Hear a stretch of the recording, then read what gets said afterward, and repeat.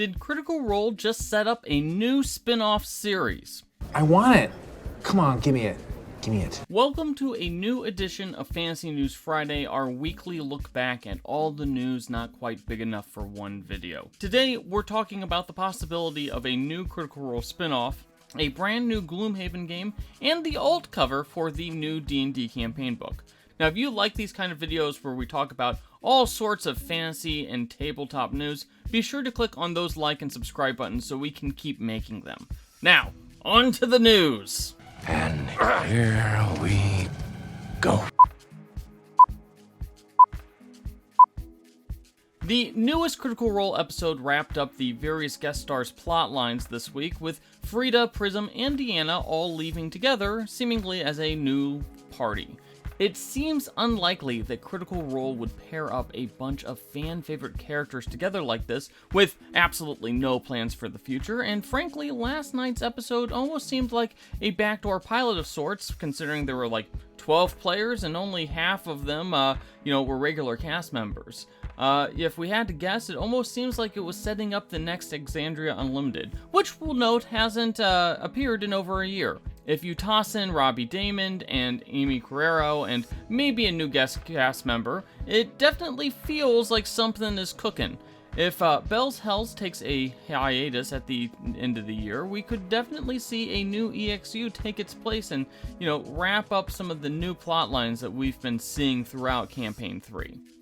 What a lovely day! In more serious Critical Role news, Geek and Sundry has taken down their episodes of Talks Machina, while Critical Role has removed the playlist containing both Talks Machina and Between the Sheets. Now, no reason was given for these moves officially, but it seems likely that it stems with the ongoing legal issues involving ex-Critical Role employee Brian W. Foster. Get him out of here. A new Gloomhaven game was just announced. Gloomhaven Buttons and Bugs is a solo play game that is basically a polished version of the fan-made game Gloomhaven. We'll note that Buttons and Bugs actually featured the designer of Gloomhaven as one of its design team members. In Buttons and Bugs, players will be tasked with completing a Gloomhaven scenario solo with a limited number of cards at their disposal. The new game is available for pre-order as part of the ongoing Gloomhaven Grand Festival crowdfunding campaign. Shut up and take my money! The alt cover for Fandelver and Below the Shattered Obelisk has been revealed. D&D revealed this very neon-esque cover over the weekend, which shows eldritch horrors pouring out of the broken obelisk that is apparently at the heart of this upcoming campaign. Now, one interesting tidbit that we noticed on the cover is that Mind Flayers appear on it, which makes sense because you really can't do an Underdark campaign without Mind Flayers. We all love our Mind Flayers. Wait, whoa. And finally, we have some new information about the upcoming Adventure Time RPG, which uses a new Yes and game system.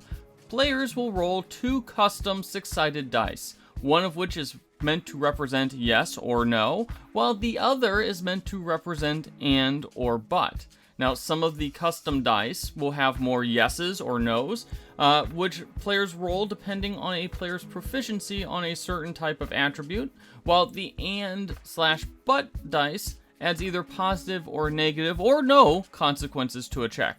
Now, we'll likely see more of the Adventure Time RPG system when it hits Kickstarter later this year.